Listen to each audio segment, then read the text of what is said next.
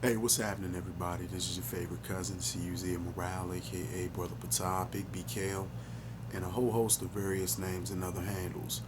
What you all are getting ready to witness is the introduction of a roundtable discussion, which features DC Watch founder Dorothy Brazil, um, Council member Jack Evans, also from DC, um, and this is on WTOP radio.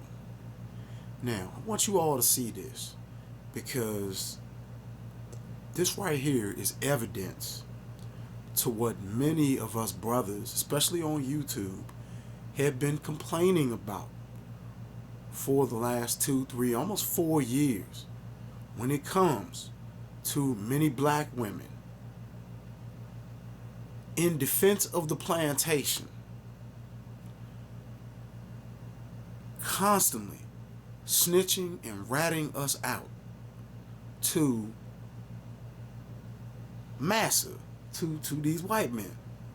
This right here, this is the nail in the coffin. And I want you all to see this. Okay? Dorothy Brazil is a mammy. Okay? And this is solid evidence.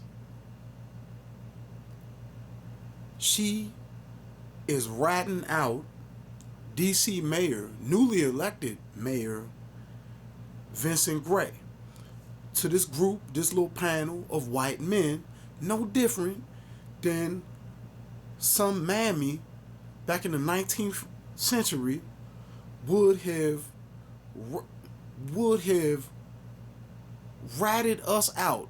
Those of us who were trying to get free to massa, from the kitchen. I mean, you don't gotta take my word. Just check it out for yourself. Hello, I'm Morris Jones, and welcome to this special rebroadcast of the Politics program with Mark Plotkin from our friends at WTOP Radio. Today, Mark talks with D.C. Councilmember Jack Evans and D.C. Watch founder Dorothy Brazil. Both weighed in on the scandal involving D.C. Mayor Vincent Gray and former mayoral candidate Suleiman Brown, and what impact the scandal may have on the city. And now, the Politics program from WTOP studios in Northwest Washington. TBD presents the Politics program with Mark Plotkin from the studios of WTOP. 7-336-1035. Now, WTOP's Mark Plotkin. We should first start by explaining some things. On Sunday, late afternoon, I spoke to Suleiman Brown, and he told me he would come to this show and appear on the show for the entire hour. I then called during the week. His voice mailbox was full. Late yesterday afternoon, I received a message, a very terse and curt message, that he would not be coming. I then called him back and asked why he wasn't coming, and I haven't heard a response. So, as Joe Friday said in Dragnet, just the facts, ma'am, just the facts. Those are the facts. Another fact that we should disclose is that Suleiman Brown, you can make any comments you like, but we have to just state it, worked for Bonneville, this radio station, for 2 weeks in the year 2006, and then left our employ. All right, we've gotten that done with.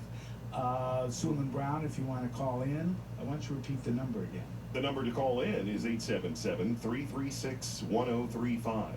And we are blessed today with Dorothy Brazil, who is by far the most scrupulous, meticulous, fastidious chronicler of DC miscues and other processes that I know of. And it's been a long time. Thank you, Dorothy, very much for coming in. Thank you. And the most often asked, that isn't always because of desire, but just because of his aggressive soliciting for the invitation, the longest reigning trooper, highly respected of the powerful Finance and Review, but defrocked as the chair, the president pro tem of the council. By the way, why did it happen? Mr. Evans. I just want to know that Mark called me within the hour and I was available, so here I am. If Mr. Brown canceled, just call Jack and he'll be here. In the great line from the producers, can we get him? Only if we ask. Only if we ask. But I was just driving by on my way. What happened? You were the president pro temp. What happened there? The new chairman, Kwame Brown, decided he would rather have Mary Chey than me, so he nominated her instead. And so I was out. Okay. Dorothy Brazil, why don't you, more than anybody, in a much more cogent and succinct way than me, take us through this and give us a little sort of quick historic overview and then tell us where we are today. Well, the simple story is that we had a mayoral election last year. We had a number of candidates. Mr. Gray and Mr. Fenty were considered some candidates. We had a number of other people in the race. Suleiman Brown was one of those other people in the race. He would come to candidates' forums, and there were numerous ones. And pretty much midway through the election cycle, started not campaigning for himself, but really campaigning for Vincent Gray, and was telling people, if you can't vote Brown, vote Gray. And that initially got a laugh, and he repeated it and repeated it and repeated it. And then pretty soon, if you were an observer of the campaigns, you realized that Suleiman Brown was really very close to Gray in terms of they would talk frequently during the debates and campaign appearances and what have you. And the issue we're here to discuss today, I guess, is the article that came out in the Washington Post on Sunday that details that Mr. Brown's support was not just verbal; it might have been based upon financial. And the specific allegations are what? Allegations. The allegations are that during the course of the campaign, Mr. Brown made known to Mr. Gray that he was unemployed, he was not working, he was campaigning, he needed money, and Mr. Gray, seemed to nod, I'll take care of it, or I'll look into it, and that two of Mr. Gray's campaign supporters and campaign workers, Lorraine Green, who was chairman of his campaign, and Howard Brooks, a consultant to his campaign, according to Mr. Brown, provided him with cash money in envelopes. One meeting apparently occurred over at Union Station, and then another instance was during a campaign forum. He found an envelope that had been stuffed into his coat pocket, and it contained money. All right, we're going to stop right now and go traffic and weather. We'll come back and... What? There you have it. I mean, people, it is cut and dry. And this right here is the sort of behavior that we have been upset about for the longest time. You see, these Uncle Toms, Mammies, and house Negroes are in total defense of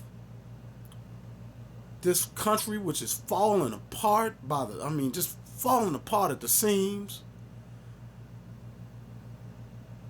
They want to continue to still do everything by these cooked up books, even though the very folks that they serve aren't doing that, okay?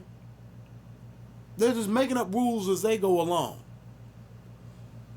But they want the rest of us brothers and sisters to, to basically follow them as nothing but servants to a system that is dying. I mean, so go ahead, make your comments. Vote for, whether you like it or didn't like it.